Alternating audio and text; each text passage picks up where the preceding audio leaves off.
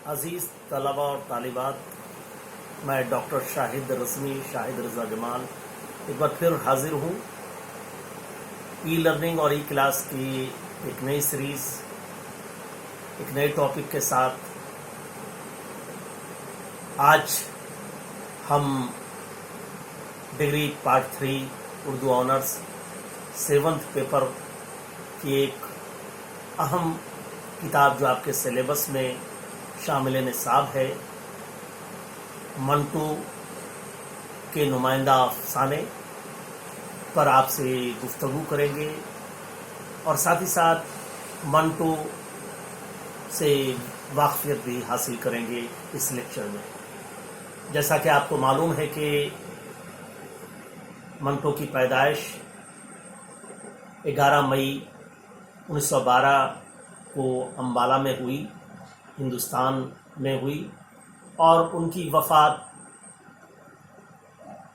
18 जनवरी 1955 में पाकिस्तान में हुई। और आप वाकिफ़ हैं कि मंटो का पूरा नाम सादत हसन मंटो था। मंटो एक कश्मीरी ब्राह्मण थे, इसी बिना पर उनके नाम के साथ ये मंटो लफ्ज़ शामिल है। लेकिन महज 42-43 साल की उम्र में मंटो ने जो कारनामा अंजाम दिया है वो तारीख़ का एक सुनहरा बाब है और तारीख़ शाहिद है। उर्दू अदब की तारीख़ इस बात की गवाह है कि मंटो ने उर्दू फिक्शन को जो मेराज अता करने में किरदार अदा किया वो अपने आप में काबिल तारीफ़ नहीं बल्कि एक मिसाल है। और लिहाजा इसीलिए उर्दू फिक्शन निगारों के अनासिर खमसा में मंटो का एक अहम मुकाम है। जैसा कि हम जानते हैं कि प्रेमचंद, कृष्णचंद्र, मंटो, बेदी और इस्मत ये फिक्शन के अनासिर खमसा हैं। और जहाँ तक मंटो की अफसाना निगारी की बात है, उन्होंने अपने अफसाने के ज़रिए पहली मर्तबा समाज और माशरे की तल हकीकतों को न सिर्फ पेश किया बल्कि समाज को सोचने पे मजबूर किया और एक ऐसा तहलका मचाया कि जो न सिर्फ तारीख़ के पन्नों पर सख्त है बल्कि एक कीमती असासा है उर्दू अदब का, जिस पर हम बाद में गुफ्तगू करेंगे। आज हम मंटो के नुमाइंदा अफसाने जो डॉक्टर अतहर परवेज़, जिसको अतहर परवेज़ ने मुरतब किया है, तरतीब दिया है, वो आपके डिग्री पार्ट 3 के निसाब में शामिल है, उससे कुछ बातें शेयर करेंगे। इस मजमूए में कई अहम अफसाने हैं जिन पर मुकदमे भी चले। इन शाहकार अफसानों में नया कानून, बू, खोल दो, मोजील, टू बटेक सिंह, खुदने और इसी कबील के बहुत सारे अफसाने इसमें शामिल हैं। और बाबू गोपीनाथ, ठंडा गोश्त, काली शलवार, ये सारे अफसाने इस मजमूए में शामिल हैं जो मुतनाज़ा भी हैं और जिन पे कई बार मुकदमे भी चले। और ये इत्तेफाक है और ये तारीख़ शाहिद है कि इन मुकदमों से हमेशा बरी हुए। कहा जाता है कि 3 दफ़ा हिंदुस्तान में और 3 दफ़ा पाकिस्तान में, जैसा कि आपको वाकिफ़ हैं कि 1948 में हिजरत करके मंटो पाकिस्तान चले गए थे और 1955 में उनकी वही वफ़ात हुई। تو یہ 3 دفعہ ان کے افسانے ہندوستان میں متنازع ہوئے اور جن پہ مقدمہ چلے، اور 3 دفعہ پاکستان میں، اور ہم تمام مقدمے میں وہ بری ہوئے، سوائے ایک مقدمے میں جس میں انہیں تھوڑا سا فائن ہوا تھا۔ خیر یہ جملہ معترضہ ہے، لیکن یہ میں کہنا چاہتا ہوں کہ منٹو سعادت اور منٹو ایک ایسا افسانہ نگار تھا جو اپنے آپ میں ایک مثال اور ایک ایسی مقناطیسی قوت رکھتا تھا کہ جس کی رائٹنگ سماج کا وہ طبقہ بھی پڑھنے پہ مجبور ہو جاتا تھا جو اسے ناپسند کرتا تھا، یا جو اس افسانے میں کی گرفت میں آ جاتا تھا وہ بھی پڑھنے پہ مجبور ہو جاتا تھا۔ اور چپکے چپکے کئی نسلوں نے ان افسانوں سے ذہن سازی کی ہے اور اپنے آپ کو ہم آہنگ کیا ہے، اور لاکھ تنازعات کے باوجود، متنازع ہونے کے باوجود ان افسانوں سے کسب فیض حاصل کیا ہے۔ ان کے کئی افسانوی مجموعے منظر عام پہ آئے۔ ویسے تو انہوں نے بہت ساری چیزوں پہ توازمائگی، کہا جاتا ہے کہ وہ فکشن نگار تھے، مترجم تھے،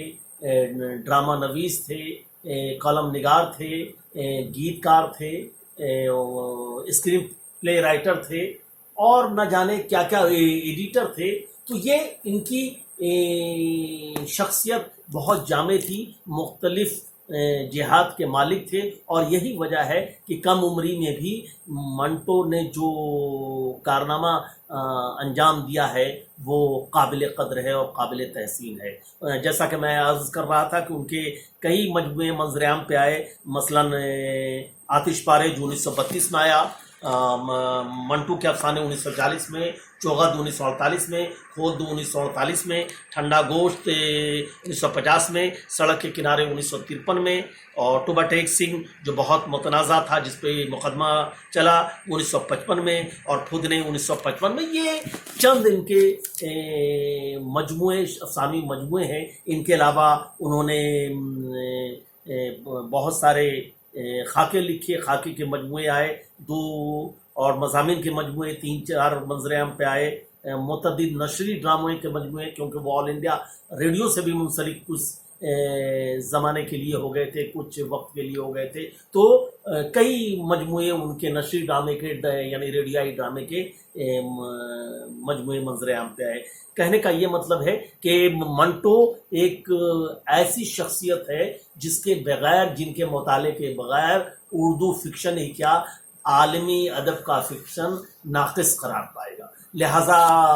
ہم اپنے طالب علموں سے، بچوں سے یہ گزارش کریں گے کہ منٹو کو جہاں تک ہو سکے ان کو پڑھنے کی کوشش کریں، اور اس عہد کو ہی نہیں بلکہ آج بھی جو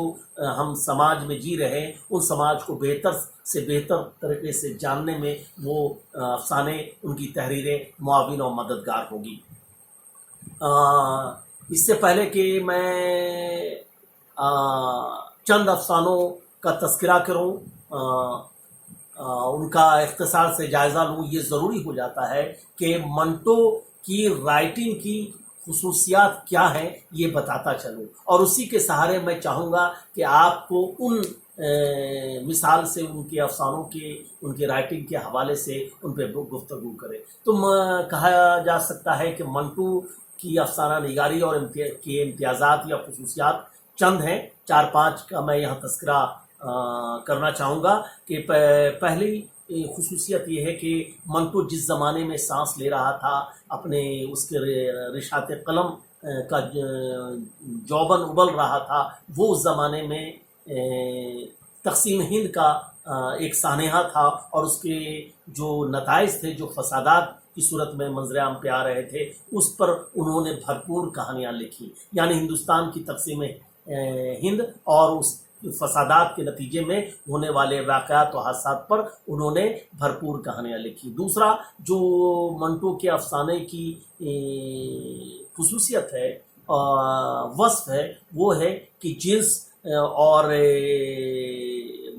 آبسینیٹی پہ ان کا بہت زور ہوا کرتا تھا. سیکس پہ ان کے بہت سارے افسانے ہیں جو کنٹروورسیل بھی ہیں، جن پہ کئی بار مقدمے بھی چلے، کیونکہ ان کے افسانے میں حاشیے پہ رہنے والے لوگ اور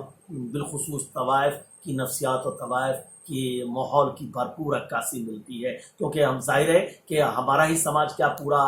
ہندوستانی سماج جنس کو، سیکس کو ٹیبو سمجھتا ہے، زجر ممنوع سمجھتا ہے. لہٰذا آج سے برسوں قبل اس پہ بات کرنا، اس پہ کھل کر لکھنا کتنا دشوار گزار ہوگا، یا یقینی طور پہ کہہ سکتے ہیں.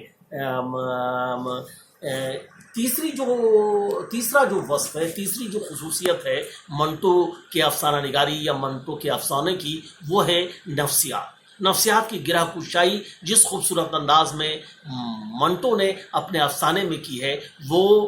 دیدنی ہے، وہ دیکھنے کے لائق ہے.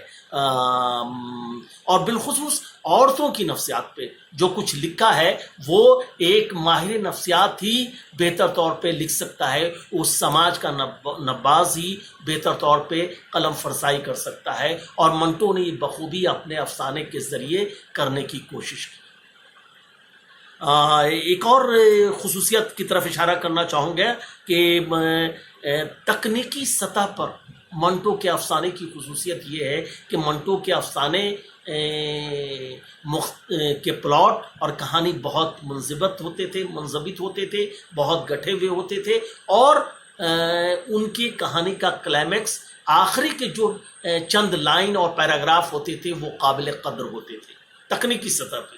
ایسا ہوتا ہے کہ بہت سارے افسانہ نگاروں کے ہاں کلائمیکس کے قریب پہنچ کر پھر افسانہ نیچے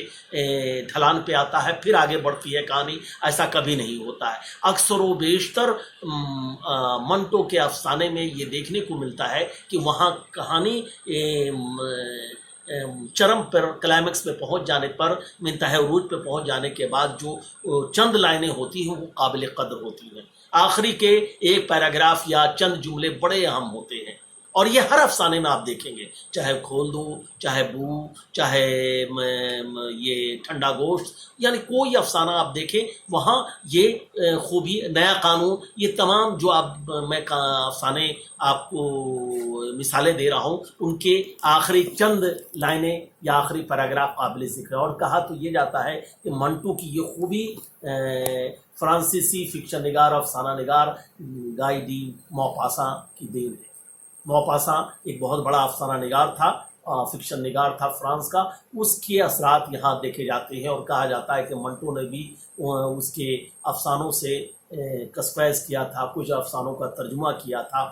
خیر یہ تو بڑی بات ہے، لیکن یہ کہا جا سکتا ہے کہ منٹو موپاساں سے متاثر نظر آتے ہیں، اور اس کے اثرات ان کے افسانے پہ بھی نظر آتے ہیں. ان تمام جو ہم نے ابھی 3-4 خوبیوں کا تذکرہ کیا، اس کو تلاش کرنے کے لیے، اس پہ ہم اپنے کسوٹی پہ پرکھنے کے لیے ضروری ہے کہ ہم منٹو کے افسانے سے ان کی مثالیں آپ تک پیش کروں، تاکہ آپ پہ وہ باتیں مترشح ہوں، وہ باتیں آپ تک بخوبی ترسیل ہو سکے. لہٰذا یہاں ضروری ہے کہ چند افسانوں کا تذکرہ میں کرنا چاہوں گا جو منٹو کے شاہکار افسانے ہیں، منٹو کے نمائندہ افسانے ہیں. پہلا افسانہ نیا قانون، جیسا کہ نام سے ظاہر ہے کہ یہ 1935 میں جو انڈیا ایکٹ آیا تھا انگریزوں کے دوارا، ہندوستان کو رعایت دینے کی کوشش کی گئی ہے، اس کے پس منظر میں لکھا گیا ایک افسانہ ہے. اور اس افسانے میں جو ایک منگو کوچوان ہوتا ہے، وہ جو ٹمٹم چلاتا ہے، وہ اپنے برادری میں بہت مشہور ہوتا ہے. گرچہ وہ کم پڑھا لکھا نہیں ہوتا، لیکن اپنی برادری میں وہ بہت جانکار اور ایکسپرٹ مشہور ہوتا ہے. ایک دن کا واقعہ ہے کہ وہ کچہری سے اپنے تانگے کو لے کر گزر رہا تھا تو دو مارواڑی آپس میں بات کر رہے تھے کہ جلدی 1900 ایک نیا قانون آنے والا ہے، نافذ ہونے والا ہے، جس میں ہندوستانیوں کو آزادی ملے گی، کچھ رعایت ملے گی، اور وہ سنتا ہے اور بہت خوش ہوتا ہے کیونکہ وہ جانتا ہے کہ انگریز ہمارے دشمن ہیں، ہمارے ملک کو غلام بنا رکھا ہے، ہم پہ ظلم ڈھا رہے ہیں، لہٰذا وہ بہت خوش ہوتا ہے، اور وہ یہ سن کر کیا کرتا ہے کہ دوسرے دن صفے پوری طرح یعنی بند سنور کر اور ٹم ٹم زور سے چلاتا ہوا ہوا میں اڑاتا ہوا چلتا ہے اور کسی کو خاطر میں نہیں لاتا۔ راستے میں جو بھی سواری ملتی ہے اسے بڑے بے شان نیازی سے بات کرتا ہے، اور جب ایک انگریز افسر سے، ایک انگریز آدمی سے اس کی ملاقات ہو جاتی ہے تو اس کو بھی کھری کھوٹی سناتا ہے، اس پہ طنز کرتا ہے، اور جب وہ کرائے کی بات کرتا ہے تو اس سے دگنا بتاتا ہے، جس پہ اس انگریز سے اس کی توتو میں ہو جاتی ہے، اور توتو میں ہو جانے کی وجہ سے یہ بہت منگو کوچوان بہت تگڑا اور مضبوط آدمی ہے، پہلوان کی کٹکاٹی کا ہوتا ہے، اور وہ اس انگریز کو پیٹ دیتا ہے، اور جب یعنی ہنگامہ ہوتا ہے پولیس آتی ہے اور پولیس آ کر گرفتار کر لیتی ہے منگو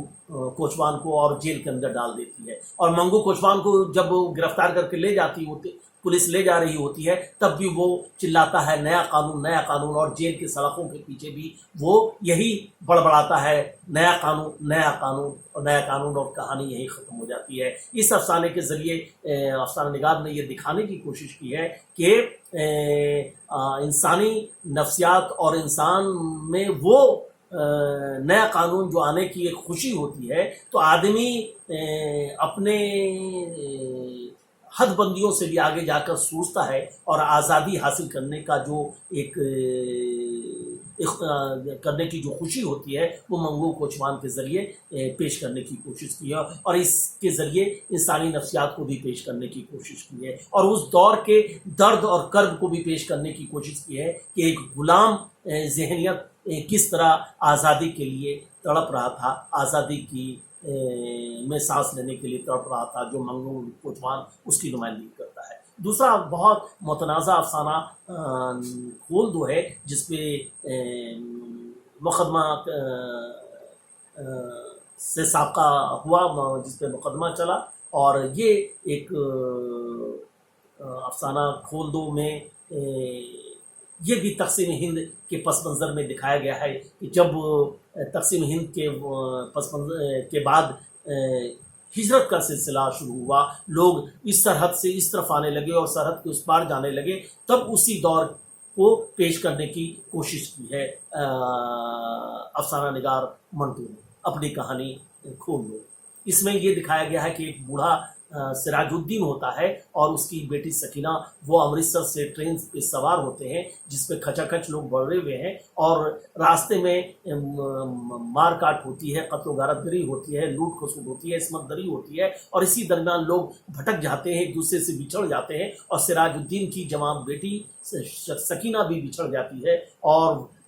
وہ حواس باختہ ہو جاتا ہے، اور سکینہ کا پتہ نہیں چلتا۔ دوسرے دن جب منزل پہ گاڑی پہنچتی ہے، دوسرے تیسرے دن، تب وہ تلاش کرتا ہے اپنی بیٹی سکینہ کو، اور سکینہ اس سے نہیں ملتی۔ وہ حواس باختہ ہر جگہ، ہر چوکی پہ، ہر رضاکار سے پوچھتا ہے کہ میری بیٹی سکینہ کو تم نے دیکھا ہے، اور کوئی نہیں بتاتا ہے، اور اسی تگ و دو میں اسے خبر ملتی ہے کہ کچھ لوگ تبادلے کر کے سرحد کے پار سے ادھر آئے ہیں، اور تبھی وہ دیکھتا ہے کہ اسٹیچر پہ ایک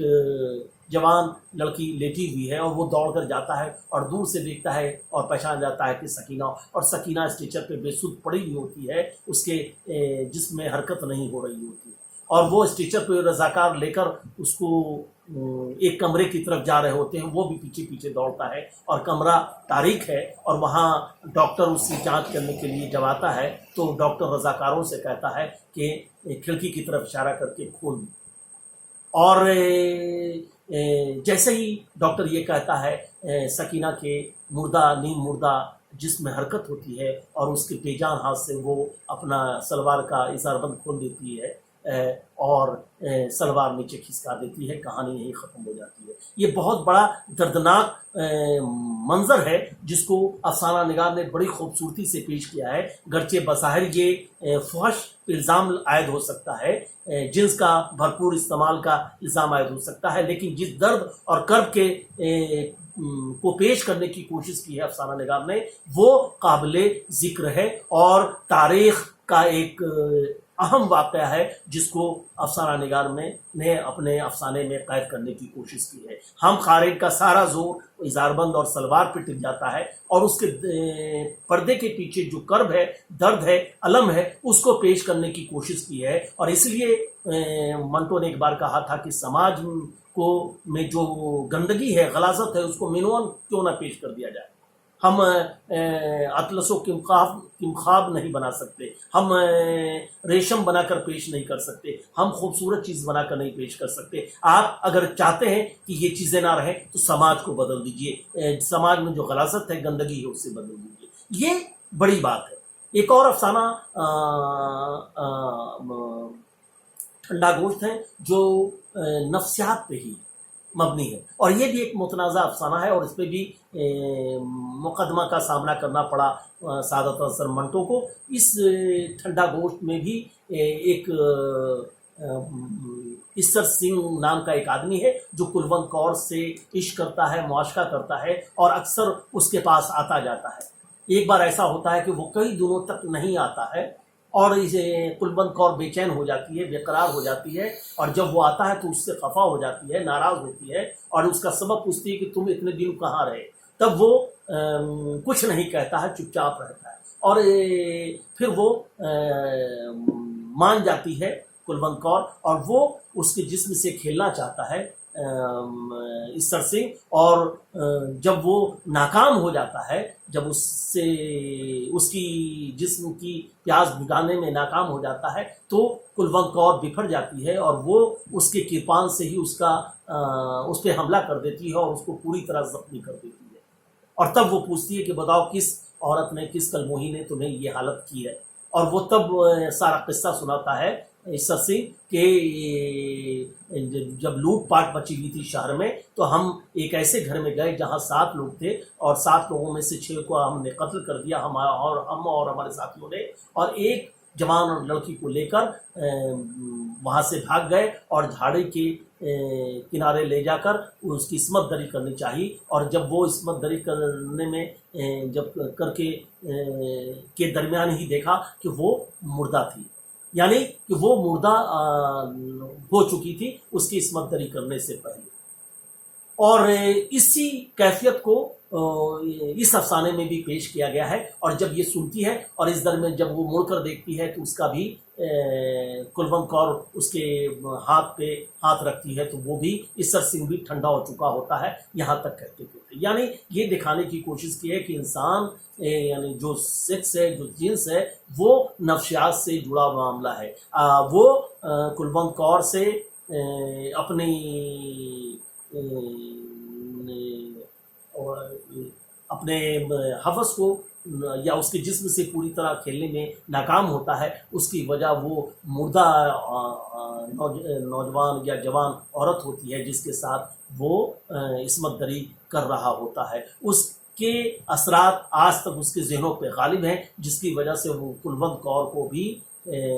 سیٹسفائی کرنے میں ناکام ہو جاتا ہے۔ یہاں بھی نفسیاتی گرہ کشائی کرنے کی کوشش کی ہے، اور نہ صرف انسانی نفسیات بلکہ خواتین اور عورتوں کی نفسیات کو بخوبی پیش کرنے کی کوشش کی ہے اس افسانے کے ذریعے، اور یہ افسانہ بھی اردو کے شاہکار افسانے میں شامل ہے، اور نہ صرف اردو کے بلکہ عالمی ادب میں ایک اہم مقام رکھتا ہے۔ ایک اور افسانہ بو ہے جس میں یہ دکھانے کی کوشش کی ہے کہ افسانہ نگار نے کہ اس میں رندھیر نامی ایک مرد ہوتا ہے جو اپنے گھر کے ٹیریس میں کھڑا ہوتا ہے، بارش ہو رہی ہوتی ہے، اور وہ ایک گھاٹن لڑکی سے اپنے جسم کی پیاس بجھاتا ہے، اپنی خواہشات کی تکمیل کرتا ہے، جبکہ اس کی بیوی بغل والے کمرے میں سو رہی ہوتی ہے، جو IAS اور یا ایک بڑے افسر کی بیٹی ہوتی ہے، اور جو بہت گوری چٹی ہوتی ہے اور خوشبوؤں میں ڈوبی ہوتی ہے، اسے چھوڑ کر وہ ایک گھاٹن مزدور عورت کے جسم میں لذت ڈھونڈتا ہے اور اس کی جسم میں نکلنے والی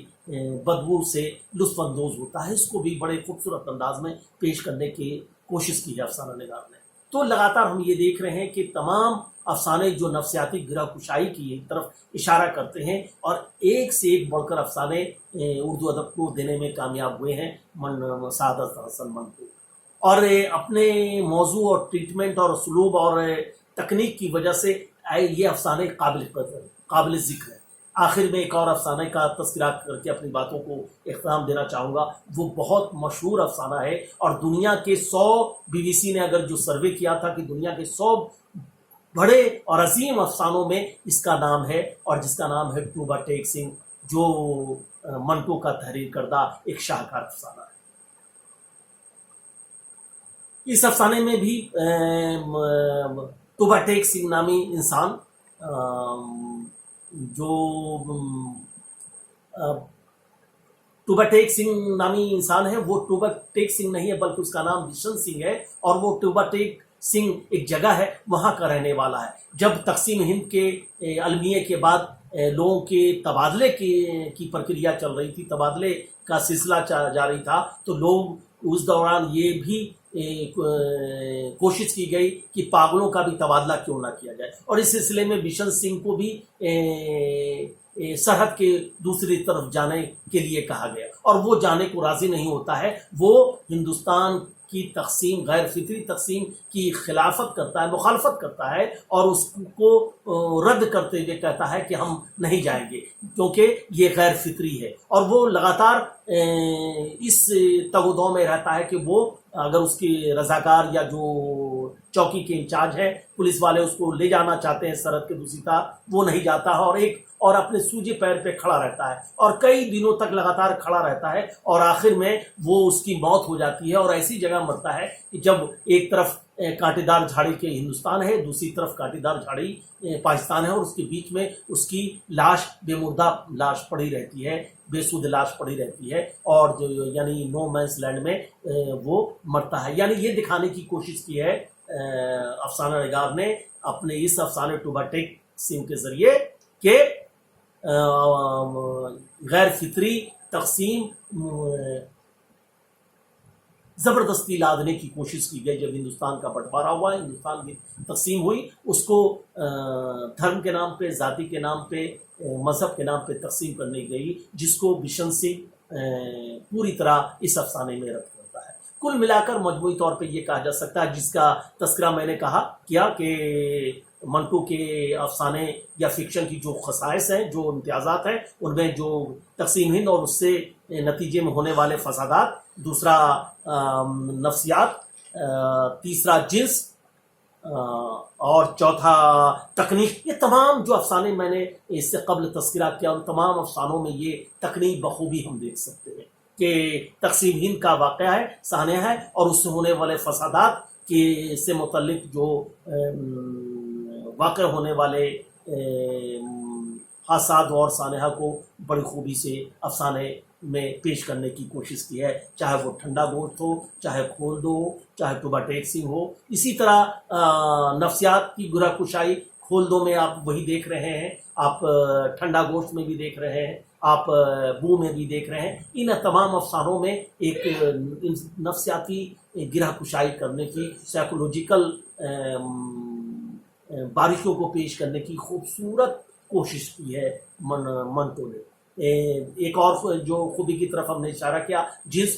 تمام افسانوں میں، جس کا میں نے قبل تذکرہ کیا ہے، تمام افسانوں میں یہ خوبیاں آپ کو نظر آئیں گی، جنس ان پہ حاوی ہے، لیکن آپ یہ افسانے سے کاٹ کر نہیں دیکھ سکتے۔ سیکس کو آبسینٹی یہ نہیں کہا جا سکتا ہے کہ یہ فحش نگاری کا الزام جو عائد کیا جاتا ہے وہ نہیں کیا جا سکتا، کیونکہ کئی بار ان پہ فحش نگاری کے الزامات عائد ہوتے رہے ہیں، کیونکہ جیسا کہ میں نے قبل کہا کہ وہ 6 بار اس مقدمے میں ماخوذ ہوئے، لیکن ہر بار بری کیے گئے، سوائے ایک بار کی کچھ تھوڑی بہت ان پہ فائن کیا گیا۔ لیکن خیر، ایک اور جو خوبی کی طرف میں نے اشارہ کیا کہ ان کے افسانوں میں آخری جو چند لائنیں ہوتی ہیں، جو پیراگراف ہوتا ہے، وہ بھی قابل دید ہے. جیسا کہ آپ نے دیکھا کہ چاہے وہ کھول دو میں ہے کہ سکینہ کا باپ آخر میں چلاتا ہے جب وہ اس کی مردہ جسم میں حرکت ہوتی ہے سکینہ کے، اور وہ اپنے بے جان ہاتھوں سے جاربند کھولتی ہے اور سلوار نیچے سرکا دیتی ہے، تو سراج الدین، بوڑھا سراج الدین چلا اٹھتا ہے، ڈاکٹر صاحب میری بیٹی زندہ ہے، سکینہ زندہ ہے، اور یہی کہانی ختم ہو جاتی ہے. یہ آخری وقت ہے. اسی طرح آپ نیا قانون میں دیکھیں کہ وہاں جو آخر کے جو پیراگراف ہیں وہ بڑبڑاتا ہے کہ نیا قانون، اور اب وہ دن ہوا ہوئے جب پسینہ یہ خلیل خان فاختہ اڑایا کرتے تھے، یہ کہتے ہوئے جیل کے سلاخوں سے بھی چلاتا ہے. تو یہ آپ تمام تقریر، اسی طرح ٹھنڈا گوشت میں بھی آپ دیکھتے ہیں کہ وہ کون کلموہی ہے جس نے تمہاری یہ حالت کی، اور وہ اس کے جسم سرد پڑ جاتے ہیں. یہ تمام جو آخر کے جو چند لائنیں اور چند پیراگراف ہیں قابل ذکر ہے. تو یہ ان خطوں پہ، ان لکیروں کے آدھار پہ، ان کے مطابق آپ سعادت افضل منٹو کی افسانہ نگاری کا جائزہ لے سکتے ہیں. اور یہی وجہ ہے کہ اکثر و بیشتر جو سوال پوچھے جاتے ہیں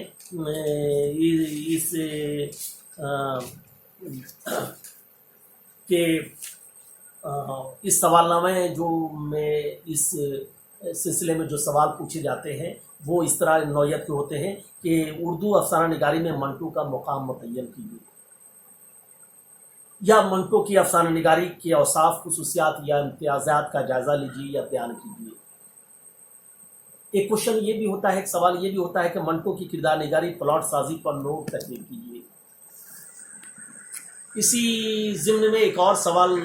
پوچھا جاتا ہے یا پوچھا جاتا رہا ہے کہ منٹو کی افسانہ نگاری کا تنقیدی جائزہ لیجیے. اور لاسٹ بٹ ناٹ لیسٹ، آخر میں یہ بھی سوال کبھی کبھی نظر آتا ہے کہ منٹو کے افسانہ کوئی میں اکثر بیشتر یہ کبھی کبھی نہیں بلکہ مجھے تو لگتا ہے کہ اکثر بیشتر یہ سوال سے سابقہ پڑتا ہے کہ منٹو کے افسانہ کوئی ایک افسانہ دے دیا جاتا ہے اور اس سے آپ کو اس کا خلاصہ یا تنقیدی جائزہ لینا ہوتا ہے. جیسے مثال کے طور پر منٹو کے افسانہ ٹھنڈا گوشت یا کھول دو یا نیا قانون یا ٹو بٹے سنگھ کا تنقیدی یا ناقدانہ جائزہ لیجیے. اس نوعیت کے سوال آپ کو اکثر اس امتحان میں پوچھے جاتے رہے ہیں، لہٰذا طالب علموں سے ہم گزارش کریں گے کہ اسی نہج پہ، اسی طرز پہ اپنی تیاری کریں اور کامیابی کے منازل طے کریں. انہی لفظوں کے ساتھ میں آپ سے ایک بار پھر رخصت ہونا چاہوں گا، اور اسی امید کے ساتھ کہ stay home and stay safe, کیونکہ آپ محفوظ رہیں گے تو آپ کا پریوار محفوظ رہے گا، آپ کا سماج محفوظ رہے گا، اور ظاہر ہے کہ ملک محفوظ رہے گا، ترقی کے راستے پہ گامزن ہوگا. شکریہ. تھینکس اے لاٹ.